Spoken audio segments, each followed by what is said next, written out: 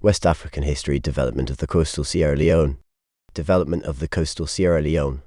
It was a colony founded by the British for the freed slaves and Negroes after the abolition of slave trade and slavery. Origin of Sierra Leone. Originally, Sierra Leone was inhabited by tribes such as Mentami and Crew.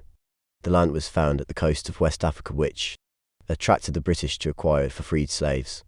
The land was bought from the local tribes around the current capital of Freetown. All the slaves from Jamaica and England were settled in Sierra Leone. The country was founded by humanitarians led by Granville Sharp, William Wilberforce and Thomas Dixon. They had formed an organization or society for the abolition of slave trade, and when they got the land, Granville persuaded the British to resettle some of the freed slaves there. In May 1787, around 450 freed slaves and 60 prostitutes led by Captain Thompson arrived in Sierra Leone and settled in Freetown. Captain Thompson built a town and named it Granville in honor of Granville Sharp. The name Granville was later changed to Freetown.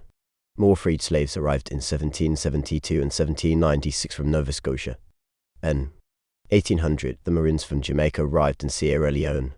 The British government provided free transport to the freed slaves to Sierra Leone. In 1808, Sierra Leone became a crown colony. Among the freed slaves were Maroons who had successful West African history. Development of the coastal Sierra Leone. Were known as settlers in Freetown as its capital city. Reasons why Sierra Leone was founded. The British determination to end slave trade in West Africa led to its foundation. The role of some personalities like Granville Sharp, William Wilberforce led to the foundation of Sierra Leone as a home for freed slaves, to provide employment to freed slaves who had become unemployed, to reduce crime rates in former European cities, i.e. theft, robbery. The former slaves were unwanted in England after industrialization, hence the foundation of Sierra Leone. Lord Chief Justice Mansfield's ruling in 1772 declared that the British law and constitution were against slavery, hence the government founded a new colony for slaves. Freed slaves were discriminated in England, hence the foundation of Sierra Leone for them.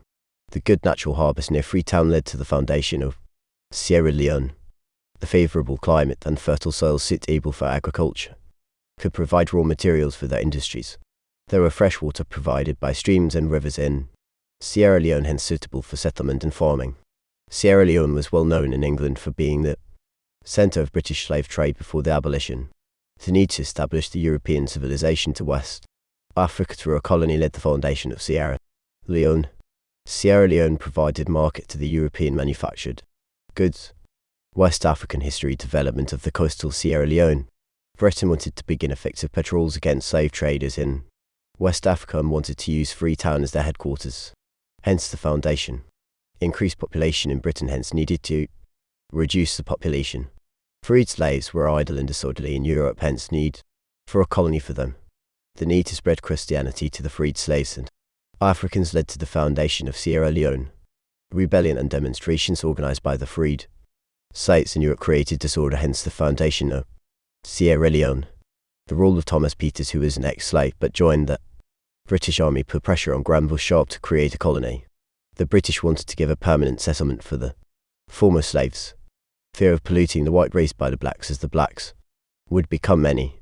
The freed slaves were very expensive to maintain in Europe, hence the formation of Sierra Leone. Problems faced by the freed slaves in Sierra Leone. Many died of malaria by 1807. Out of 3,000 half were alive. They did not know how to plant for farming in Africa and therefore their crops failed to yield, hence starving.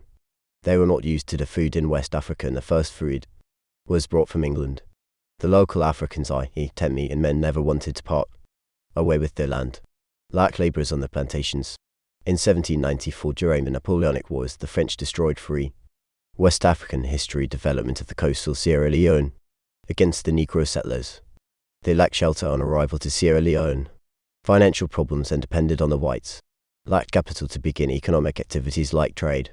The unfavourable climate, i.e. too much rainfall, destroyed their tents and shelters. Failure of the Temi to sell their land permanently, i.e. in 1789 the Temi wanted back their land. Communication with the local people was a big problem. Threats of recapture by slave dealers who threatened to recapture them. Lacked educational institutions where their children could learn from. The Creoles. Who were the Creoles? They were half-caste between the liberated African slaves and the white settlers in Sierra Leone after the abolition of slave trade by Britain. They were composed of many isolations in West Africa taken to Europe, Britain, and brought back to Sierra Leone. They comprised of the Yoruba, Igbo, Asante, etc. The name Creole was used to mean the recaptives' children, born in the colony. Their culture was a mixture of Christian Europeans and African traditional culture. The Creoles were mostly Christians dressed like Europeans. They practiced the European style of life, i.e. homes, and practiced monogamy. They spoke their own type of English, kept traditional customs, diet, and dances of their native land. West African history development of the coast of Sierra Leone. The Creoles are said to have emerged in Sierra Leone by 1850. Why are the Creoles remembered / importance in the history of West Africa?